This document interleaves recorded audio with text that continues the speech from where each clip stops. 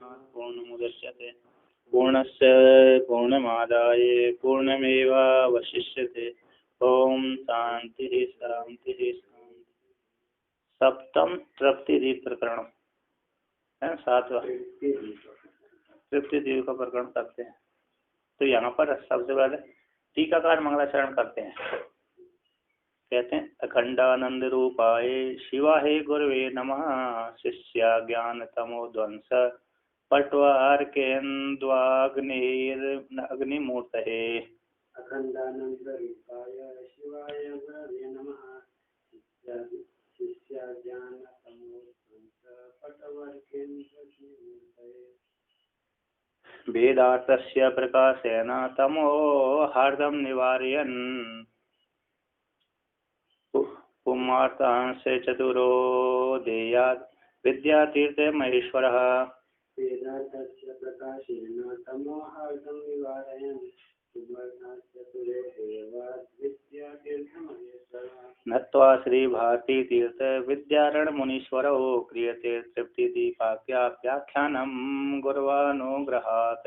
नत्वा श्री भारती तीर्थ विद्यारण मुनीश्वरो क्रियते तृप्ति दीपाख्याख्यानम गुरुवानुग्रहात्। तो यहाँ पर कहते हैं अखंड आनंद रूपा है।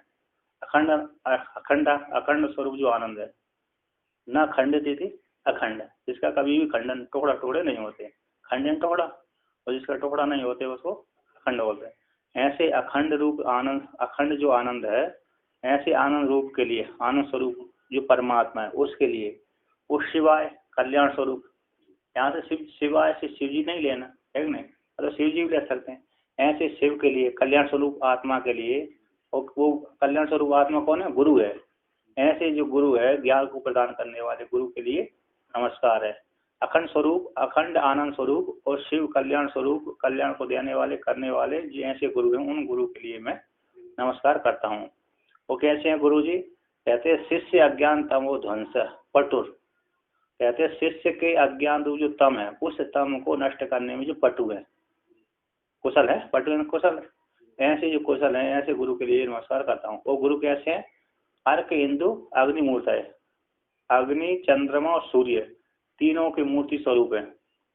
अग्नि स्वरूप है, जैसे अग्नि सारी ईंधन को जला देती है ना। जो भी कुछ अच्छा ईंधन हो चाहे खराब ईंधन हो, तो सबको जला देती है। उसी प्रकार ये भी गुरु भी उसके सारे पुण्य पाप, दोनों जो रूप पाप हैं, पुण्य को भी जला देते हैं और पाप को, अंधकार के अज्ञान रूप जो पाप है उसको नष्ट कर देते हैं। और कहते जैसे चंद्रमा है, चंद्रमा हमेशा कैसा क्या कर देता है? ताप से, जो ताप होता है उस ताप से क्या करता है? शीतलता प्रदान कर देता है। चंद्रमा हमेशा क्या देता है? ताप को नष्ट कर देता है, ताप को नष्ट करने वाला है। उसी प्रकार गुरु भी अज्ञान रूप जो ताप था उसको नष्ट और शांति प्रदान करने वाले, सुख देने वाले। और सूर्य क्या करता है?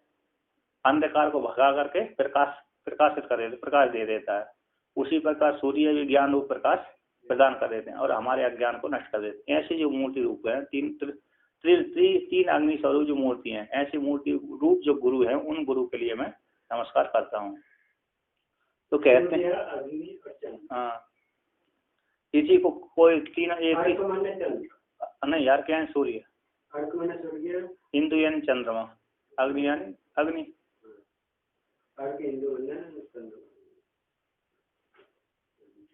तो इन तीनों को भी कभी कभी त्रैवेद कहते हैं। ऋग यजुर साम, ये तीन वेदों के, तीनों देवताओं को तीनों वेद भी कह देते हैं। हाँ, तीनों को ये तीन अग्नि है। और शिव जी के तीनों नेत्र हैं, ये सूर्य, चंद्रमा, अग्नि, ये तीनों नेत्र हैं। अथवा ऋग्वेद, यजुर्वेद, सामवेद, तीनों विष्णु शिव जी के तीनों नेत्र हैं। अथर्ववेद उसी के अंतर्भूत आ जाते हैं। यजुर्वेद के, सामवेद के अंतर्भूत आ जाते हैं। अथर्व ऋषि ने उसको गाय अथर्ववेद कह दिया। कर्मकांड भी है तो सही, कर्मकांड भी है, ज्ञान कांड भी, सारे कांड है। ज्ञान कांड, उपासना कांड और कर्मकांड तीनों ही है उसमें है, लेकिन वो उसी के ऋग्वेद के अंतर्भूत आ जाता है। ऋग, साम, यजुर तीनों के अंतर्भूत आ जाते हैं। इसी त्रैवेद के त्रय शब्द से चारों का उपलक्षण कहता है। चारों वेद, पहले तो वेद एक था, उसको 3 भागों में, फिर व्यास भगवान ने 4 भागों में विभाजित। कलयुग देखा उन्होंने कि अब लोग आप पढ़ नहीं पाते, धारण करने की शक्ति कम है, इसलिए उन्होंने विभाग कर दिया वेद का, 4 भाग कर दिए।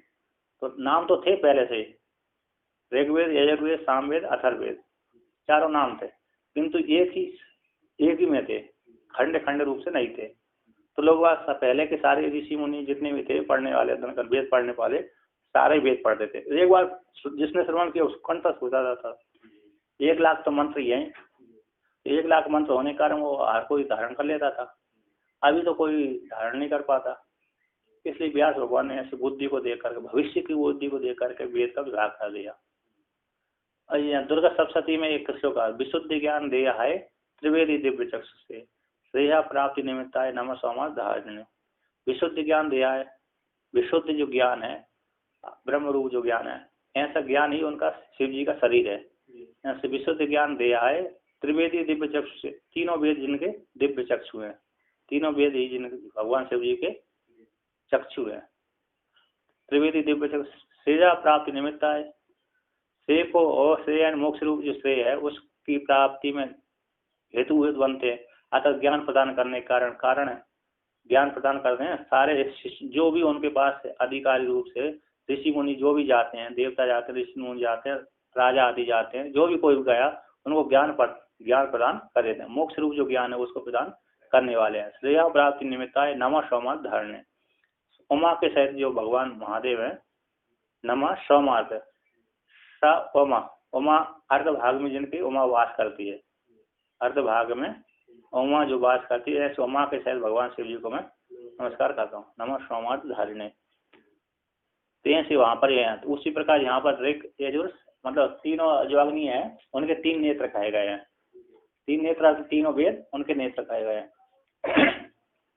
तो कहती है यहाँ पर वेदार्थ से प्रकाशन, वेद रूप अर्थ का प्रकाशन करने वाले होने से, वेद रूप जो अर्थ है, वेद का ज्ञान, वेद का जो अर्थ है मतलब विषय, वेद में जो विषय का प्रतिपादन किया गया उस विषय का प्रकाशन करने का, वेद के अर्थ का प्रकाशन करने के कारण किए जाने से, और कैसे तमो हृदय निवारण, तम अज्ञान जो तम है उसको, जो हृदय में जो तम बैठा हुआ अज्ञान बैठा था, ऐसे हृदय में बैठा हुआ जो तम उसको निवारण करने वाले, निवारण करते हुए, निवारण करते हुए, ओ ओम अर्थांश शत्रु देयात विद्यातीत महेश्वरा, विद्या के स्वामी है, विद्या के जो स्वामी महेश्वर है, पुरुषों के जो 4 पुरुषार्थ है, पुरुषार्थ जो है ना, धर्म अर्थ काम मोक्ष, ऐसे 4 पदार्थ को देने वाले जो महादेव हैं, वो वेद के अर्थ के प्रकाशन से हृदय का जो अज्ञान बैठा उस अज्ञान को नष्ट करते हुए 4 पदार्थ, 4 पुरुषार्थ को प्रदान करने वाले ऐसे महादेव हैं। उन्होंने महादेव ने 4 पदार्थ को, 4 पुरुषार्थ को पुरुषों के लिए दिया था, देने वाले हैं। उन्होंने 4 पदार्थ पुरुषों को वेद के अर्थ का प्रकाशन, पुरुषार्थ वेद के अर्थ का प्रकाशन के द्वारा पुरुषों के 4 पुरुषार्थ हैं, उस 4 पुरुषार्थों को सभी पुरुषों के लिए दे दिया था ना, देने वाले हैं। तो आगे कहते हैं वेद में कुल 1 लाख मंत्र है। वेद में 1 लाख मंत्र है, उसमें से 80,000 तो कर्मकांड आ गए, 80,000 कर्म, और 16,000 है उपासना के, और 5,000 है ज्ञान कांड के। 5,000 मंत्र ज्ञान कांड है, 16,000 उपासना के, और 80,000 कर्म कांड के। ये कर्म करो तो इस फल की प्राप्ति हो। उपासना और ज्ञान कांड उपनिषद में, हाँ उपासना कांड, हाँ उपासना कांड सबसे ज्यादा उपनिषद तो वो आता है ज्ञान कांड में, उपनिषद भाग मतलब ज्ञान कांड, उपासना फिर उसके नजदीक वाली है, और कर्म कांड पूरा कर्म का। उपासना से भी व्यक्ति जल्दी वैराग्य प्राप्त, उसमें पूरे 5,000 मंत्र आ जाते। नहीं 5,000 थोड़ी है उसमें, 10 उपनिषद में 5,000 कैसे आए? उसमें थोड़े होंगे, 2 ढाई 3 हजार, 1-2 हजार, हाँ 1,000 2,000 1,000 के आसपास ही होंगे, छोट कम ही तो मंत्र है उसमें। तो पूरा 1 लाख मंत्र कंठस्थ करते थे पहले। हाँ पहले लोगों की धारणा शक्ति थी, मेधावी थे, एक बार श्रवण करने से उनको कंठस्थ हो जाता था। अभी तो बार बार सुनने में कंठस्थ होता है, तो 1 लाख मंत्रों को जप करते 1 लाख मंत्र कंठस्थ कर लेते थे। और स्मृति जो भी प्राण है वो प्राण कंठस्थ कर लेते थे। जो स्मृतियाँ आते हैं, स्मृतियाँ आदि थी, वो भी कंठस्थ कर लेते थे। अब कोई नहीं कर पा रहा तो स्मृति और पुराण तीनों कंठस्थ कर लेते थे। जिसने जो भी श्रवण किया वो सारा उनको कंठस्थ रहता था। भूल भी जाते थे, जो भूल गया तो दूसरे सुन लेते थे। तो ज्योतिष वगैरह सब कंठस्थ करते थे। ज्योतिष है, व्याकरण है, जो वेद के जो 6 अंग है उसको भी कंठस्थ कर देते। जो भी राजा महाराज देखा होगा सब ज्योतिष जानते थे। वो तो ज्योतिष जानते थे, तो ज्योतिष जानने का तो पहले 12 साल के अंदर ये पूरा कंप्लीट कर देते, पूरा खत्म। हाँ, गुरुकुल के 12 साल, गुरुकुल के 12 साल में वो कंठस्थ कर लेते थे। एक बार श्रवण किया कंठस्थ हो गया, 1 साल में बहुत हो जाएगा। 1 साल में तो बहुत हो गया। इसके पश्चात फिर 1 साल में बहुत हो गया। इसके पश्चात वो धनुर्वेद ही याद करते थे। क्षत्रिय लोग धनुर्वेद, क्षत्रिय और वैश्यों को धनुर्वेद नहीं देते थे। वैश्यों को भी देते थे जो जो करने की इच्छा कर, जो अधिकारी है उसको कृषि आदि का उपदेश करते थे। वेद में ही आ जाता था, वेद में ही कृषि आदि का ज्ञान है। तो कृषि आदि का ज्ञान वैश्यों को देते थे और क्षत्रियों को भी देते थे। धनुर्वेद का उपदेश सीधा क्षत्रियों को और ब्राह्मणों को देते थे, क्योंकि जो आगे गुरुकुल चला है उसके लिए देते थे, जो श्रवण करना चाहता है उसके लिए दे देते थे। आगे गुरुकुल तो वही चलाएगा ना जो पूरा आचार्य बन गया। आचार्य मतलब जिसमें पहले से वो, जैसे जो व्यक्ति में योग्यता होती है वो पढ़ लेता है। जिस व्यक्ति में योग्यता है ना तो वो पढ़ लेता है, निश्चित तो कोई नहीं करता। गुरुकुल चलेगा तो तत्वज्ञानी भी लोग चलाएंगे ना। तत्वज्ञानी होगा तो तत्वज्ञानी नहीं है तो कर्मकांडी भी रहेगा। कर्मकांडी भी गुरुकुल चला सकता है, जिसमें पटुता होना चाहिए। जिसमें पटुता है वो चला सकते हैं, चाहे कर्मकांडी हो, चाहे ज्ञान कांडी हो, चाहे उपासना वाला हो। पटुता होना चाहिए चलाने की क्षमता, तो चलाते हैं। तो आगे कहते हैं नत्वा श्री भारती तीर्थ विद्यारण मुनीश्वर हो। श्री भारती तीर्थ और विद्यारण नाम के विद्यारण मुनीश्वर, विद्यारण नाम के विद्यारण मुनि, विद्यारण मुनि, इन दोनों का ईश्वर स्वरूप है। ऐसे दोनों को नमस्कार नत्वन करके क्रियते दीपास्य क्रियते तृप्ति दीप नाम जो प्रकरण है, उस तृतीय दीप के व्याख्यान को, उसका व्याख्यान कहते हैं गुरु अनुग्रहात क्रियते। गुरु के अनुग्रह से मैं तृप्ति दीप नाम का जो प्रकरण है उसका व्याख्यान में करता हूँ। तो यहाँ पर ऐसा है कि विद्यारण स्वामी जी ने 1 से लेकर 6 अध्याय तक है विद्यारण स्वामी के प्रकरण है पंचदशी में, और यहाँ से 7वें प्रकरण से 15वें प्रकरण तक उनके जो गुरु थे भारती तीर्थ, उन्होंने रचना करी है। तो पंचदशी दोनों बनाई है। विद्यारण स्वामी ने कहने पहले बना दी थी। इसके पश्चात हो सकता जब शंकराचार्य बन गए होंगे, समय न मिला होगा, अथवा बनाते समय 6 प्रकरण तक लिख पाए। इससे पहले ही 6 प्रकरण का पूरा ग्रंथ करने से पहले ही उनका शरीर छूट गया, इसलिए 6 प्रकरण तक ही बना पाए। और 7 विद्यारण स्वामी ने, और 7वें प्रकरण से फिर उनके जो गुरु रहे भारती तीर्थ, उन्होंने उनके गुरु, हाँ, तो उनके गुरु नहीं बनाए 7 अध्याय से, 7वें प्रकरण से। तो 7वें से लेकर के 15वें तक उन्होंने 6 प्रकरण देखे। प्रतिज्ञा तो हो गई थी पंचदशी की, पहले ही विद्यारण स्वामी ने कर दी थी। तो 6 प्रकरण उन्होंने देखे। इसके पश्चात देखा कि बहुत अच्छा है ग्रंथ, फिर उन्होंने 9 प्रकरण 9 प्रकरण सबने बना दिए। देखा कि ये 6 प्रकरण तो बहुत अच्छे लेके गए हैं, अब पुनः जब अधूरा ग्रंथ हो गया तो उस अधूरे ग्रंथ को मैं पूरा कर देता हूँ। तो वो 9 प्रकरण उन्होंने स्वयं लेके, क्योंकि विद्यारण स्वामी का शरीर यदि छूट गया होगा तो शंकराचार्य बनने के पश्चात समय ना मिला हो, समय तो मिला होगा लेकिन समय ही शरीर ही छूट गया होगा। क्योंकि शंकराचार्य बनने के पश्चात कोई ज्यादा कार्य मतलब पढ़ाते ही रहते थे, सारे कार्य तो अन्य सबका डिपार्टमेंट बटा रहता था। पढ़ाते भी थे, कार्य भार भी देखते थे। शंकराचार्य भगवान है, लिखते भी रहते हैं, जहाँ के कहाँ के पुरी के, वो लिखते भी रहते पढ़ाते भी रहते हैं। तो दोनों कार्य करते हैं। चारों शंकराचार्यों के मठ में गुरुकुल है, जितने भी शंकराचार्य 4 मठ है ना, चारों में विद्यार्थी रहते हैं, ब्राह्मणों के विद्यार्थी रहते हैं। गुरुकुल चलता है वहाँ पर, क्योंकि आद्य गुरु भगवान शंकराचार्य की परंपरा है, तो परंपरा का वो उच्छेद नहीं कर सकते, तो इसलिए गुरुकुल है वहाँ पर, ब्राह्मण के बच्चे पढ़ते रहते हैं। वो गुरुकुल चलता है, पढ़ाते हैं वो आचार्य लगे हुए पढ़ाने के लिए, इस तरफ देखभाल कर, मतलब इनकी सत्ता से चल रहा है। तो स्कूल जैसे पढ़ते हैं। हाँ स्कूल जैसे, मतलब स्कूल जो पहले गुरुकुल चलता था उसी हिसाब से वो पढ़ते हैं, फीस वीस नहीं लेते, और सब उन दान मिलता है कि नहीं मिलता, जैसे यहाँ पर दान मिलता है उसी हिसाब से और पूरा पढ़ते हैं। यहाँ मतलब पूरा तो नहीं पढ़ पाते, वेद पूरा पढ़ेंगे तो ठीक ही है, लेकिन नहीं पढ़ पाते क्योंकि धारण करने की शक्ति कम है ना। और विद्यार्थी जो कर्मकांड, ज्योतिष है, उपासना कांड तो कम करते हैं, उपनिषद आदि पढ़ लेते हैं जिससे ब्राह्मण की इच्छा हो गई, लेकिन वो 15-20 साल तक पढ़ते हैं तो वो उनको सब कर्मकांड ही अच्छा लगता है। कर्मकांड के पश्चात उनको फिर वैराग हो जाता है, घर चले जाते हैं। व्याकरण भी कम पढ़ते हैं और कर्मकांड ही अकेले जाते पढ़ने। दुर्गा सप्तशती है, भागवत है, ये है, और ज्योतिष है, ये ज्यादा पढ़ते हैं।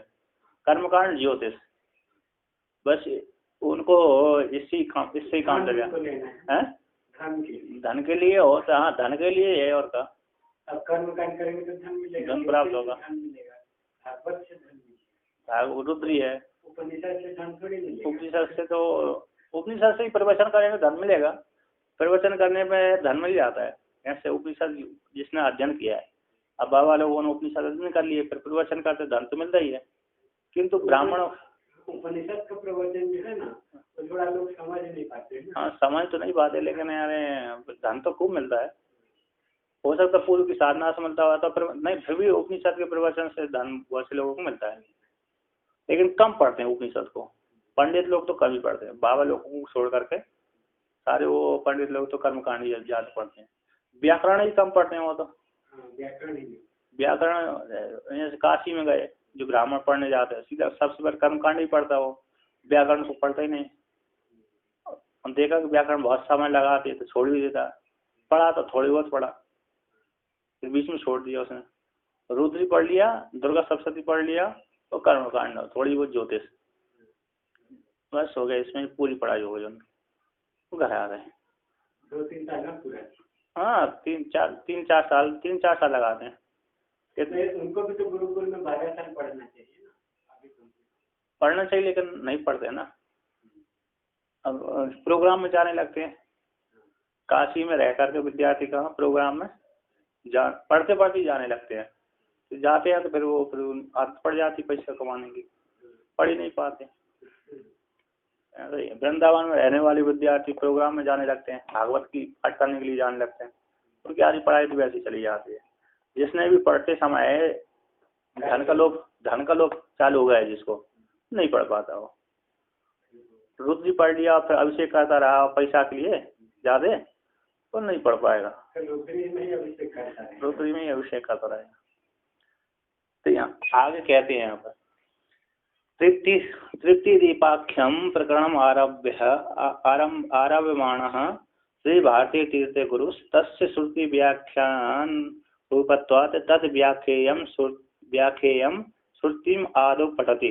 कहते हैं तृतीय दीपाख्य नामक जो प्रकरण है, तृतीय दीप नाम वाला जो प्रकरण है, उस प्रकरण को आरंभ करते हुए श्री भारतीय तीर्थ नाम के जो गुरु हैं, उन गुरु ने इस प्रकरण का श्रुति व्याख्यान रूपत्व, इस प्रकरण कैसे श्रुति व्याख्यान स्वरूप वाला होने से इस प्रकरण को तद श्रुति कहते हैं, श्रुति की व्याख्यान रूप वाला होने से तद व्याख्या, उसकी इस प्रकरण की जो व्याख्या है, इस व्याख्या को आरंभ करते ही इयम श्रुति, सबसे आदि में श्रुति को ही पढ़ते हैं।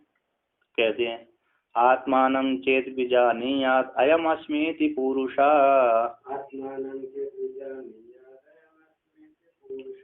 किमिच्छन् कस्य कामाय शरीरम अनुसंजुरेत। तो कहते हैं आत्मानं चेत विजानीयात् अयम अस्मीति पुरुषा, हे पुरुष कहते हैं अयम, यदि आपने आत्मा को जान लिया है, चेत यदि आत्मानं चेत विजानीयात्, अयम अस्मि, अयम है, ये आत्मा को जान लेता है, तो अयम अस्मि पुरुष है। अयम अस्मि जो मतलब क्या, जिसने आत्मा को जान लिया तो वो क्या हो जाता है, पूर्ण हो जाता है, ज्ञानी हो जाता है। अयम अस्मि पुरुष, पुरुष सेनातिथि पुरुष, पूरी में जो शयन कर, हृदय रूप जो गुहा है उसमें जो शयन करते उसको पुरुष कहते हैं। यहाँ पर दीर्घ उकार है ना, वो छंद से, नहीं तो हर्षुकार रहती ना पुरुष में।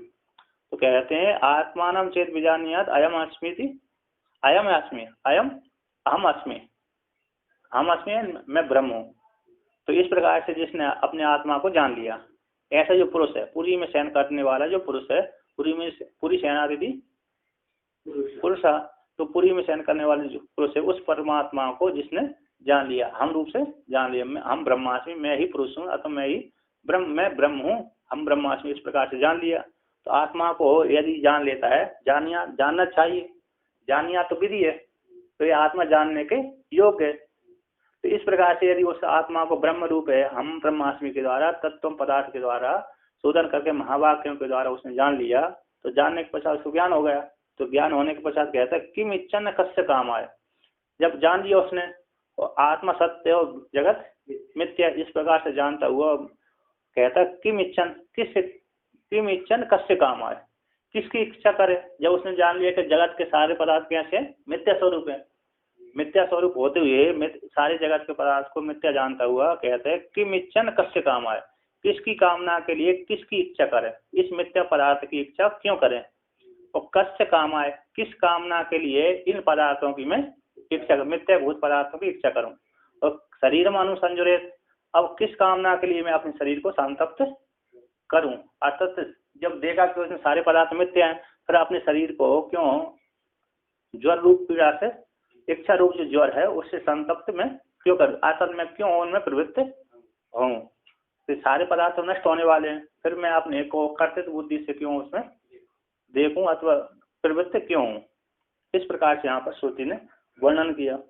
किमिच्छन कस्य काम है, किसकी इच्छा करता हुआ, किस पदार्थ की, मिथ्याभूत पदार्थ की इच्छा करता हुआ, किस कामना के लिए मैं, हम कहते हैं हम कहते हैं शरीर अनुसंजरित, शरीर का मैं मतलब उसमें लगाऊं, प्रवृत्त करूं, उससे संतप्त हूँ, अर्थात मेरे से भिन्न सारे पदार्थ मिथ्या हैं, तो फिर मैं उसमें प्रवृत्त क्यों हूँ। इस प्रकार से यहाँ पर वर्णन करते हैं। तो कहते हैं इदानीम चिकीर्षित विचारम तत्फलम च दर्शति, वर्तमान काल में चिकीर्षित विचार को कर्तुम इच्छा थी, चिकित्सा जो करने का इच्छा है, ऐसी जो चिकित्सित विचार है उस विचार का और उसके फल का, विचार से उत्पन्न होने वाला जो फल है उस फल को दर्शयते हैं, दिखलाते हैं। तो कहते हैं अस्य श्रुतेरभिप्राय सम्यक अत्र विचार्यते, जीवन मुक्तस्य या तृप्तिः सा तेन विषदायते, कहते हैं अस्य श्रुति का अभिप्राय, ऐसे आत्मानं चेत विजानीयात अयम अस्मीति पुरुष किम इच्छन कस्य कामाय शरीरम अनुसंजरेत। ये श्रुति है, उस श्रुति का अभिप्राय क्या है, तो कहते हैं इस श्रुति का अभिप्राय है सम्यक अत्र विचार्यते, इस श्रुति का यहाँ इस प्रकरण में इस श्रुति के अर्थ का अभिप्राय को सम्यक रूप से विचार किया जा रहा है। कहते हैं जीवन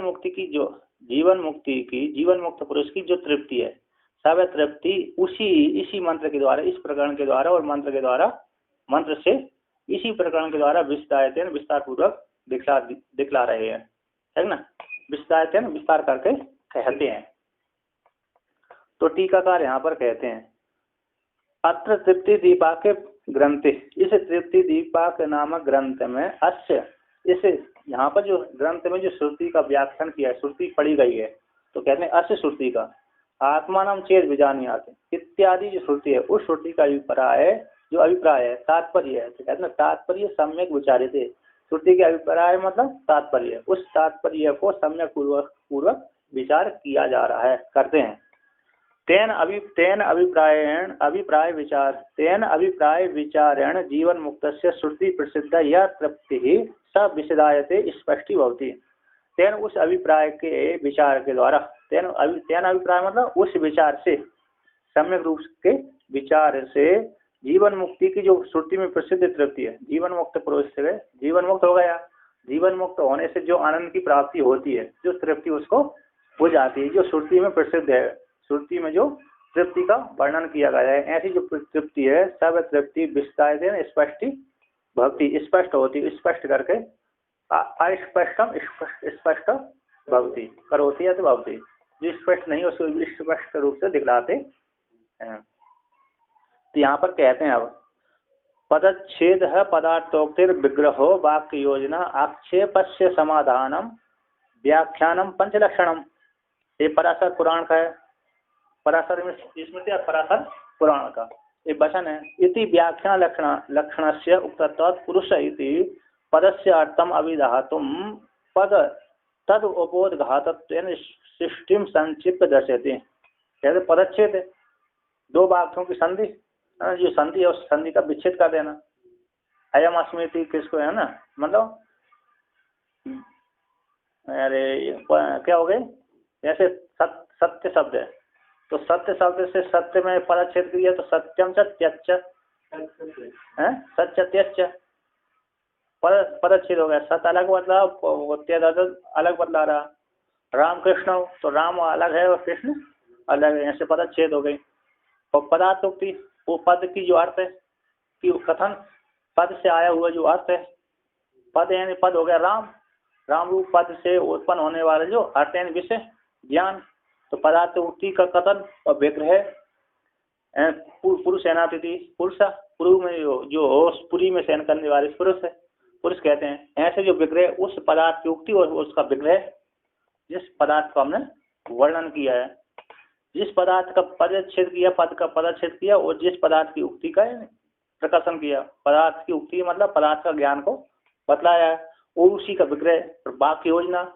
एक वाक्य यहाँ से लिया, एक वाक्य एक आगे का एक पीछे का वाक्य, उनको जोड़ लेना, ऐसी वाक्य योजना। और आक्षेपस्य ये पुरुष कैसा है, जगत कैसा है, जगत सत्य है कि नहीं है ना।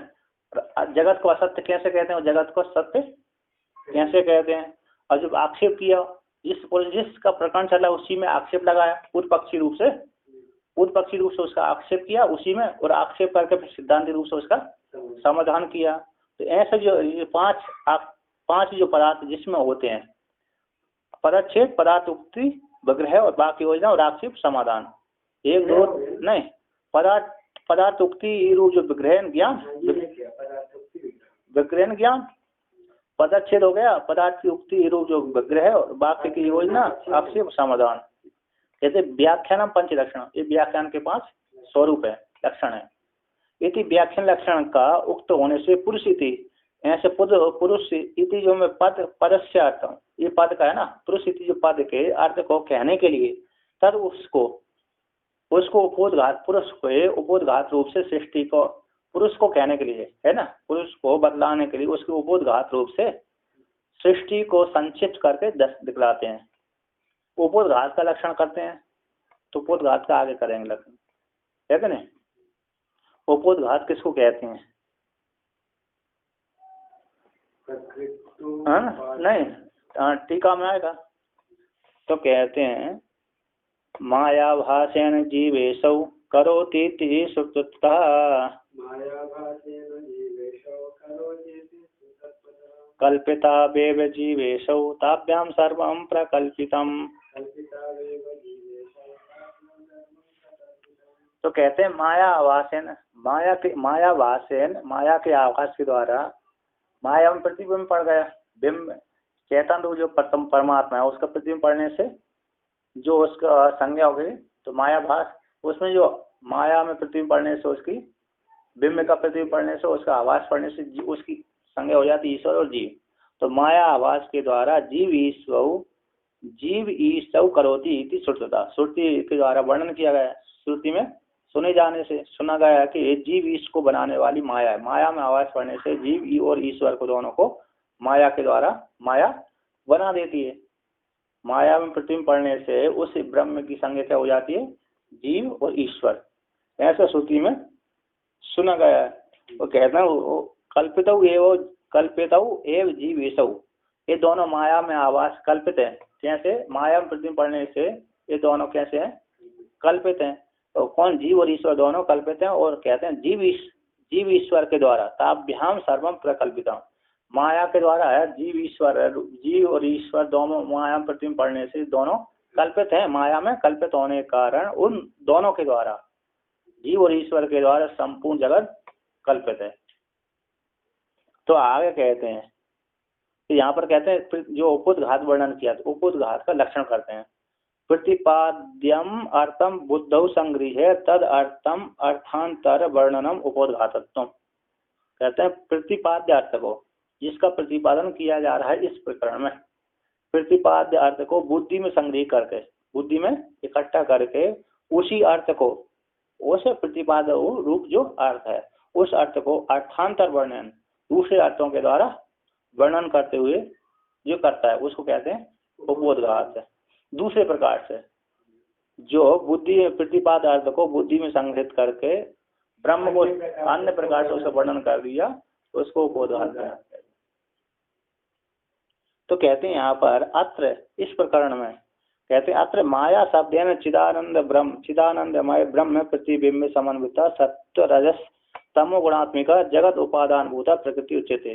तो इस प्रकरण में, इस श्लोक में अथवा प्रकरण में जो माया शब्द आया है, तो माया शब्द से चिदानंदमय जो ब्रह्म है, चिदानंदमय ब्रह्म है, वो ब्रह्म का प्रतिबिंब से समन्वित, ब्रह्म का प्रतिबिंब से युक्त, समन्वित है, युक्त है।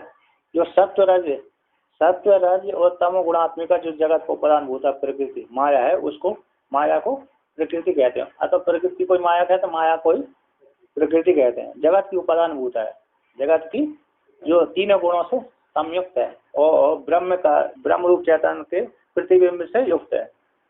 जब तक चैतन्य नहीं पड़ेगा तब तक माया भी कुछ नहीं कर पाएगी, है ना। चैतन्य का यदि उसमें बिंब का प्रतिबिंब न पड़े तो माया भी कुछ नहीं करेगी, और माया में चैतन्य का प्रतिबिंब न पड़े तो ईश्वर भी कुछ, ब्रह्म भी कुछ नहीं कर पाएगा। जब तक माया को स्वीकार नहीं करेगा ब्रह्म, है ना, ईश्वर, तब तक सृष्टि करने में समर्थ भी नहीं है। तो ऐसे ये प्रकृति को ही माया कहते हैं। सच सत्व गुणस्य शुद्ध्याभिशुद्धिभ्याम द्विधा विद्यमाना क्रमेण माया च अविद्या च भवति। यह प्रकृति है, माया रूप जो प्रकृति है वह प्रकृति सत्व गुण वाली है, सत्व गुण वाली है। सत्व गुण का कहते हैं, सत्व गुण वाली प्रकृति का शुद्धि अशुद्धि, शुद्धि और विशुद्धि, शुद्धि और अविशुद्धि, शुद्धि और अशुद्धि के द्वारा दो प्रकार से भेद को प्राप्त हुई, विद्यमाना भेद को प्राप्त होती हुई क्रम से माया और अविद्या नाम से वो प्रकृति अथवा माया हो जाती है।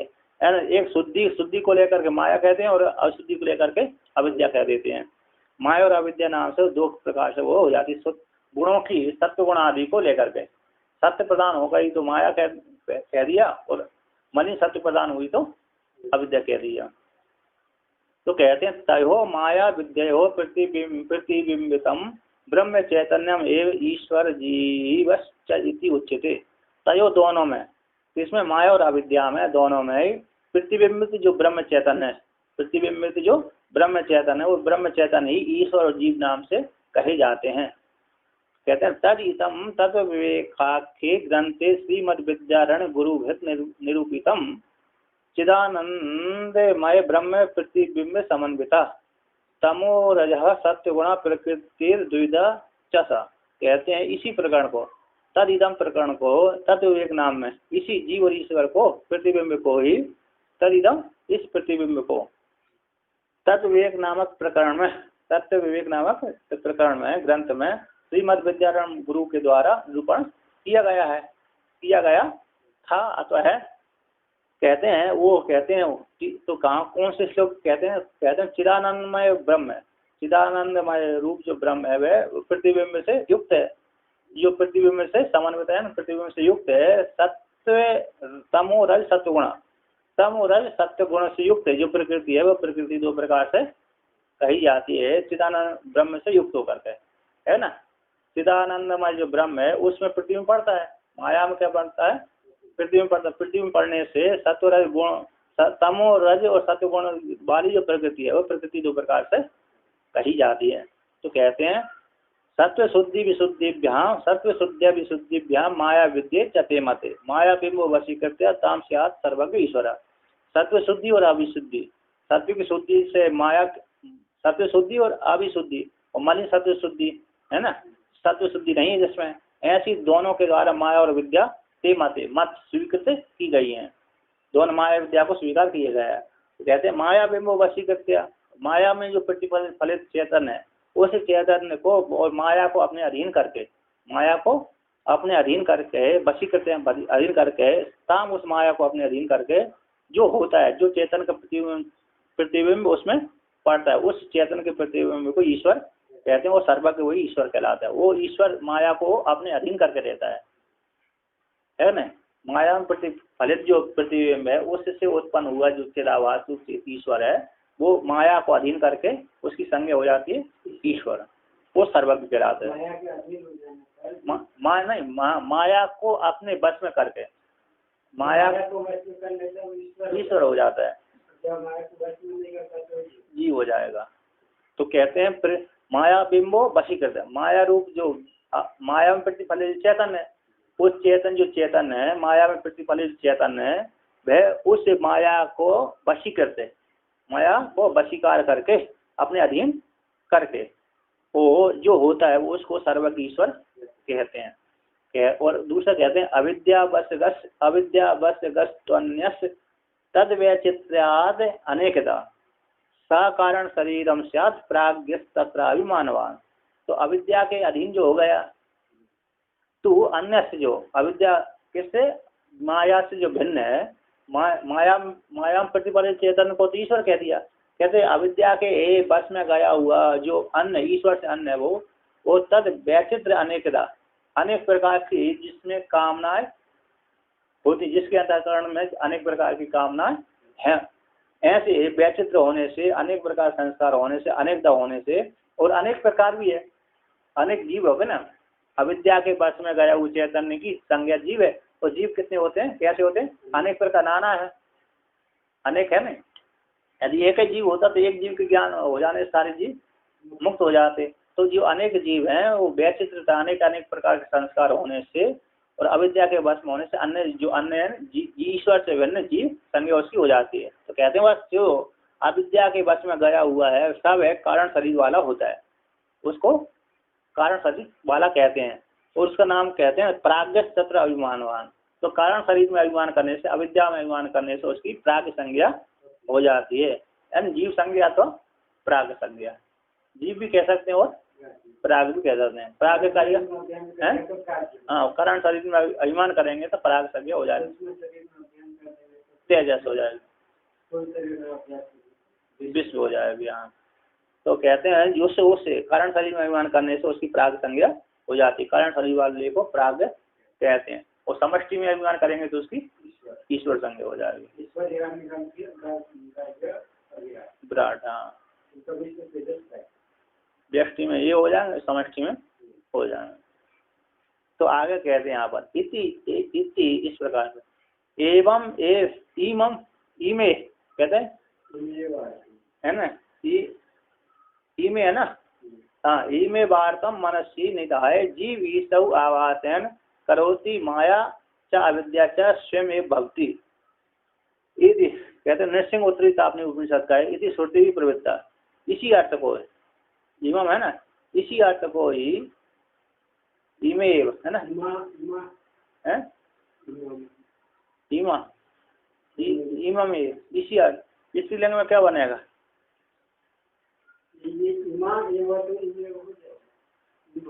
इसी अर्थ को ही है ना, इमम है। हाँ, इमम एवं एक मकार छोड़ना चाहिए, इसी अर्थ को ही, इसी लिंग में इसी अर्थ आ रहे हैं ना, इमम में एक और मकार होना चाहिए यहाँ पर। कहते हैं इसी अर्थ को ही मन में धारण करते हैं, मनसी निधाय, मन में धारण करके जीव ईश्वर आवास, जीव और ईश्वर के आवास से माया विद्या करोती है ना, जीव ईश्वर के आवास से माया और अविद्या दोनों, जीव ईश्वर माया और आवास के द्वारा माया और अविद्या दो प्रकार से जीव ईश्वर को बना देती है। माया में प्रतिबिंबित जो चैतन्य है वो माया के द्वारा ही जीव ईश्वर रूप से करो। माया ही चैतन्य को दो भागों में आवास के द्वारा विभाग कर देती है। वो वह माया के द्वारा ईश्वर हो गया और जीव अविद्या के द्वारा जीव हो गया। यदि स्वयं ही भवती माया के ब्रह्म ही माया के द्वारा स्वयं ही जीव और ईश्वर रूप से स्वयं ही हो जाता है। माया और अविद्या के द्वारा ब्रह्म चेतन आवास के जीव और ईश्वर आवास के द्वारा माया और अविद्या में स्वयं ही वो चेतन ब्रह्म रूप चेतन स्वयं ही हो जाता। माया आवास के द्वारा जीव ईश्वर आवास से करोती, मतलब कौन कर देते हैं? और जीव ईश्वर के माया के द्वारा कर देता है, माया करा देती है, कर देती, बना देती है। आवास के द्वारा जीव ब्रह्म को जीव और ईश्वर रूप से जगत रूप से बना देती है, माया बना देती है। आवास के द्वारा जीव परमात्मा को ब्रह्म रूप चेतन परमात्मा को जीव और ईश्वर रूप से आवास के द्वारा जीव और ईश्वर रूप से माया और अविद्या दोनों ही ब्रह्म चेतन को जगत रूप से आवास के द्वारा अथवा जगत रूप से बना देती है। स्वयं ही भक्ति ब्रह्म ही माया के द्वारा अविद्या के द्वारा स्वयं जीव और ईश्वर के आवास रूप से स्वयं ही हो जाता है। इसी श्रुति प्रवृत्ति, इसी प्रकार श्रुति भी यहाँ पर प्रवृत्त होती है।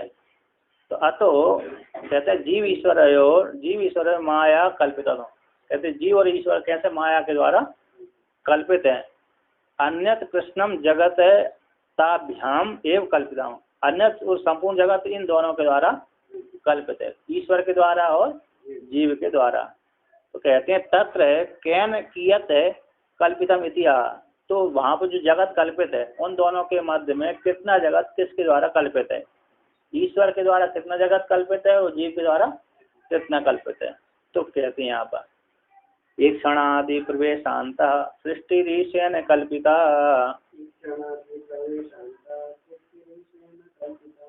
जागृतादि विमोक्षांत संसारो जीव कल्पिता।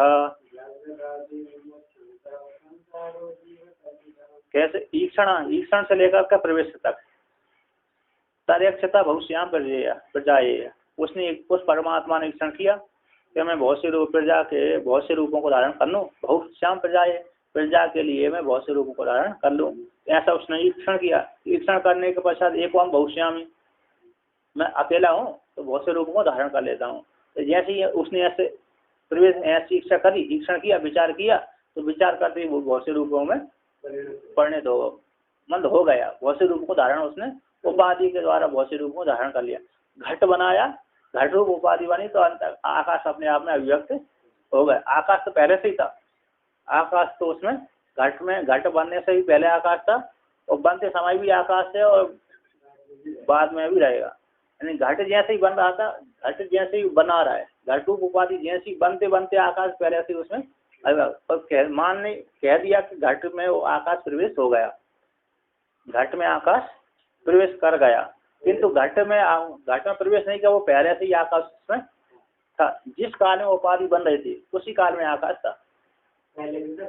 कपाल दो टुकड़े हैं, कपाल दो को संयोग किया तो घट बन गया। तो घट बनाते समय दो टुकड़ों को जोड़ते समय ही आकाश था वहाँ।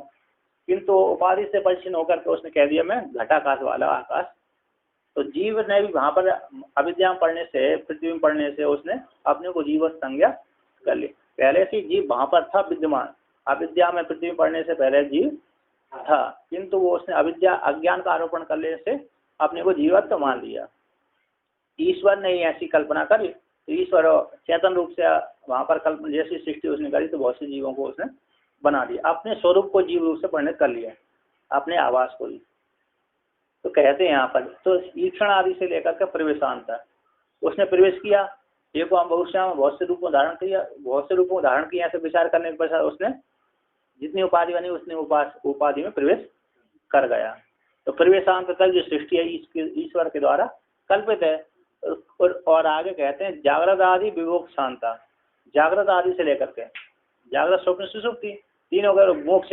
मैं बंधन वाला हूँ, मैं करता हूँ, मैं भोगता हूँ। उनमें अब मैं सुख भोगते भोगते थक गया, सुख और दुख दोनों को भोगते भोगते थक गया। अब शांति की इच्छा है, मेरे सुख की प्राप्ति, अब मोक्ष होने की इच्छा है।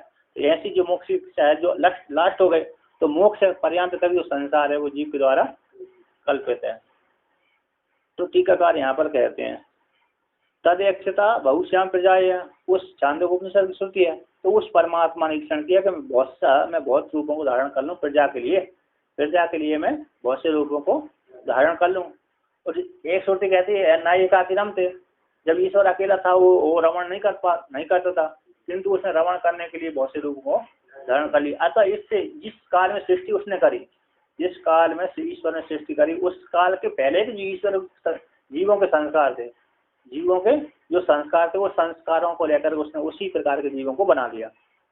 जिस जीव ने इस सृष्टि करने से पहले की जो सृष्टि थी, जैसे महाप्रलय हो गया, महाप्रलय हो जाने के पश्चात हमारा जो स्थूल शरीर तो नष्ट हो जाता है, सूक्ष्म शरीर भी नष्ट हो जाता है महाप्रलय के। तो प्राकृतिक जो प्रलय कहते हैं, उस प्राकृतिक प्रलय में हमारा लिंग शरीर भी नष्ट हो जाता है, किंतु हमारे संस्कार अभिव्यक्त रहते हैं वहाँ अविद्या में, अज्ञान में, वो बीज रूप से ईश्वर में अंतर्भूत हो जाते हैं। जब सृष्टि उसको ईश्वर को करना होता है, पंचभूतों का निर्माण करता है, तो वो पूर्व के संस्कारों को लेकर के जीवों के पुनः अंतःकरण बना देता है, लिंग शरीर बना देता है, अंतःकरण को बनाकर लिंग शरीर बना करके फिर उसमें जीव डाल देता है ईश्वर, फिर भोगने। नहीं तो व्यक्ति महाप्रलय में हर कोई मुक्त हो जाएगा, महाप्रलय में हर कोई मुक्त हो जाना चाहिए, क्योंकि पंचभूतों का लय होगा, और पंचभूतों का लय जैसे हुआ उसी समय लिंग शरीर का भी लय हो जाता है।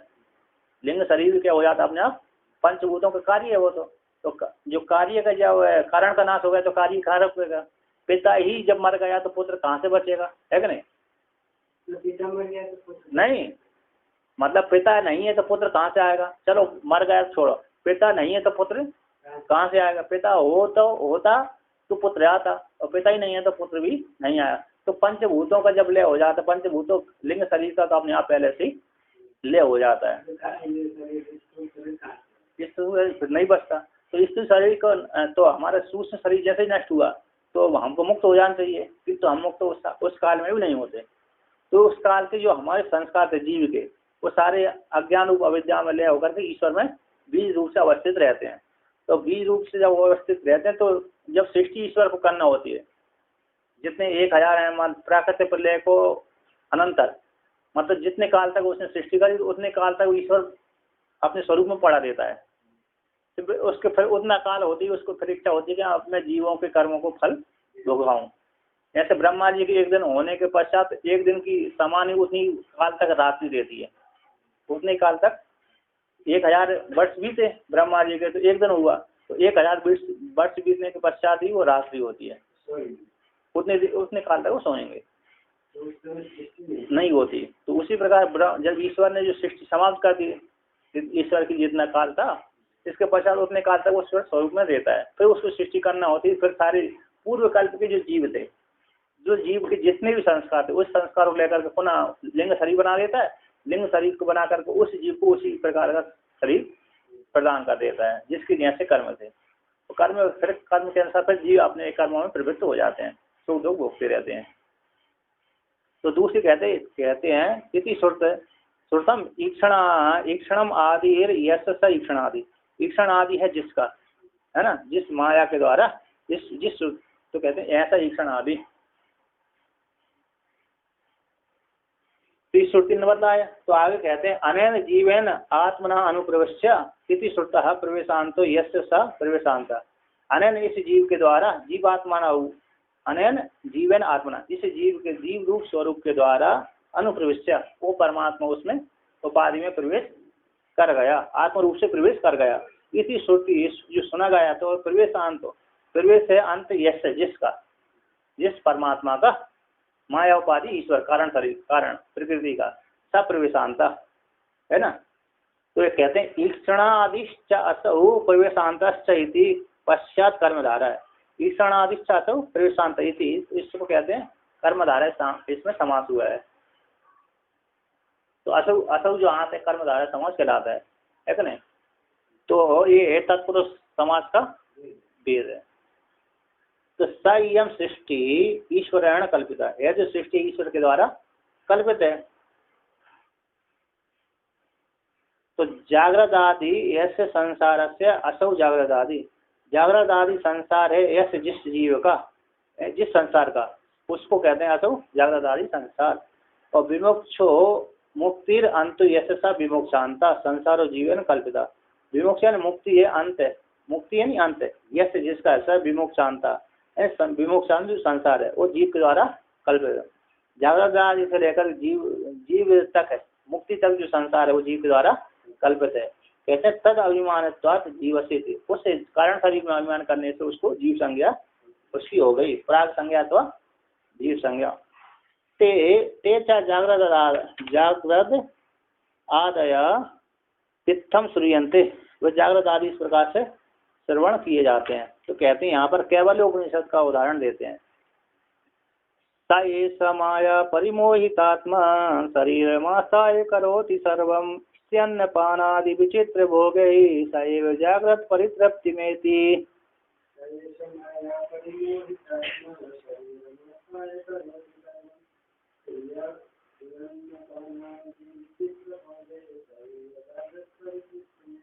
तो कहते हैं सा यानी वो जीव, सा ऐसा है ना, वह जो जीव है माया से परिमोहित होकर के, माया से मोहित होते हुए जो आत्मा है, शरीर आस्था है, शरीर में रह करके, स्थूल शरीर में, कारण शरीर में, सूक्ष्म शरीर में रह करके, तीनों शरीर में रहेगा है कि नहीं, तो स्थूल शरीर में रह करके, स्थिर रह करके करोति सर्वम, संपूर्ण कर्म करता रहता है, सुख वाले अथवा दुख वाले, जैसे भी कर्म उसके सामने उसी प्रकार कर्म करता रहता है। तो कहते हैं स्त्री अन्नपान आदि विचित्र भोगे सैव जागृत परितृप्ति में थी। स्त्री अन्नपान आदियों के द्वारा, विचित्र भोगों के द्वारा सब जीव ही जागृत में परितृप्त में थी, परितृप्ति को प्राप्त करता है, सुख दुख रूप फलों को उपभोग करता रहता है।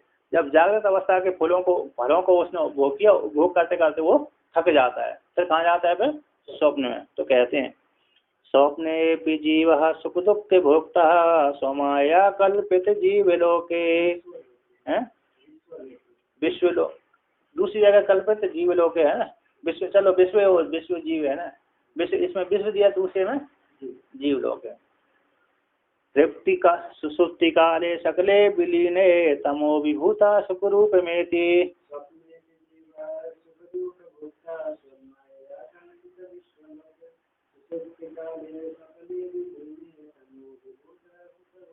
तो कहते हैं जागृत अवस्था में सारे सुखों को भोग किया, भोग करते करते क्या होगा, तृप्ति को प्राप्त हो गया, फिर थक गया, फिर स्वप्न में भोगने के लिए, स्वप्न में चला जाता, सोने के लिए चला जाता, इंद्रियों को कुछ शांति देने के लिए चला जाता। तो स्वप्ने भी जीवा, स्वप्न अवस्था में जाकर के जो जीव सुख दुख को भोग करने वाला होता है, वहाँ भी कैसे भोगता है, सो माया कल्पित जीवलोक है, विश्वलोक है, विश्व रूप जो लोक है, उस लोक में अपनी माया के द्वारा कल्पना करके वहाँ पर सुख दुख का उपभोग करता है। और भोग करने के पश्चात कहते हैं जब वहाँ पर भोग करते करते करते क्या हो जाता है, थक जाता है, अतः पूरे भोग हो लेता है तो थक जाता है। तो कहते हैं सुषुप्ति काले सकले भी नहीं, फिर कहाँ चला जाता है, स्वप्न के बाद सुषुप्ति में चला जाता है। और सुषुप्ति में जैसे ही गया तो कहते हैं सुषुप्ति काल में सकले विलीन, सुषुप्ति काल में जितने भी जागृत के भोगते, स्वप्न के भोगते, सारे कैसे विलीन हो जाते, सुषुप्ति काल में जाते, सुषुप्ति में ही विलीन हो जाते हैं। यानी किसमें, कारण शरीर में, अज्ञान में अथवा माया में, अविद्या में विलीन हो जाते हैं। सकले विलीन तमो विभूता सुख रूपम एति, तो तमो से अभिभूत है, तमो गुण प्रदान होकर के सुख रूप को प्राप्त वहां पर हो जाता है, ब्रह्म के साथ एकीभूत हो जाता है। किंतु तमो भी अभिभूत है, यहाँ पर कहते हैं तम रूप अज्ञान से अभिभूत होकर के। यदि वहां पर तम रूप अज्ञान न हो, अविद्या न हो, आवरण न हो, तो वहीं पर क्या हो जाता है, सुख रूप है, सुख रूप को प्राप्त तो हो जाता है, किंतु वहां पर मुक्त ही हो जाएगा। किंतु तम रूप अज्ञान से वह अभिभूत हो जाता है, तो अभिभूत हो जाने के कारण वह अपने स्वरूप को नहीं जान पाता कि मैं ब्रह्म ही हूँ।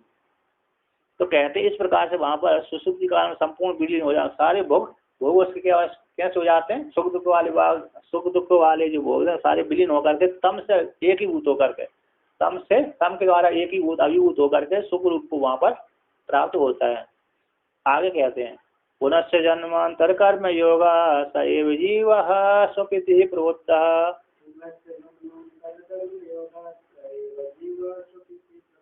पुरत्रये क्रीडति यस्य जीवस्ततः तु जातं सकलं विचित्रम्।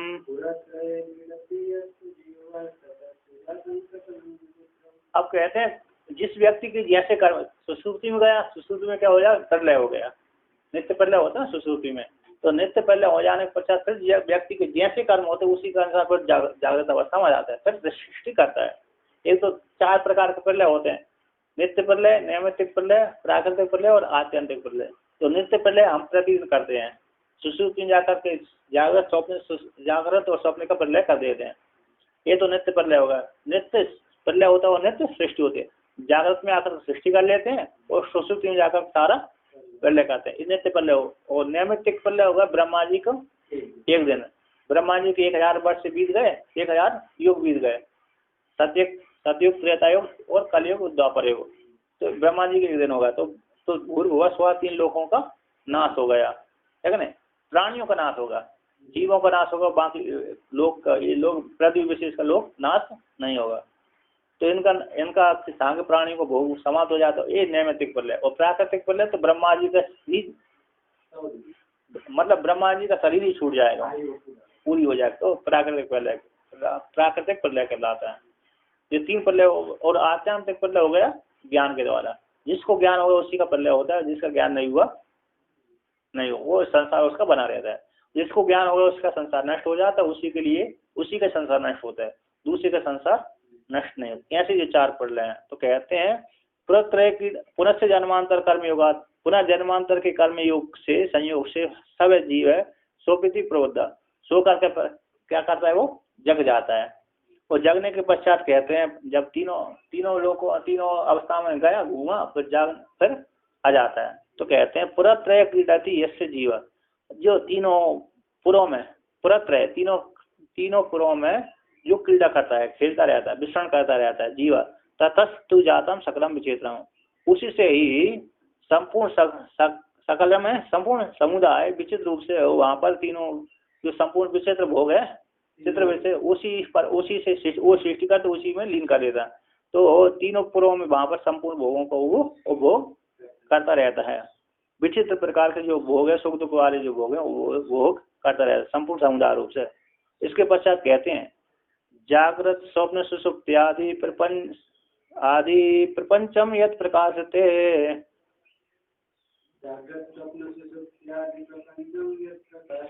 तद ब्रह्म हमिति ज्ञात्वा सर्वन्देहि प्रमुच्यते। कहते हैं जो तीनों अवस्था जागृत स्वप्न सुषुप्ति आदि प्रपंच है, संपूर्ण प्रपंच है, संपूर्ण सकलम जातम विचित्र भोग है। और जागृत अवस्था, स्वप्न अवस्था, सुषुप्ति अवस्था रूप जो प्रपंच है, वो प्रपंच यत् प्रकाश है, जिसके द्वारा प्रकाशन होता है, तद वह ब्रह्म है। वो कौन है?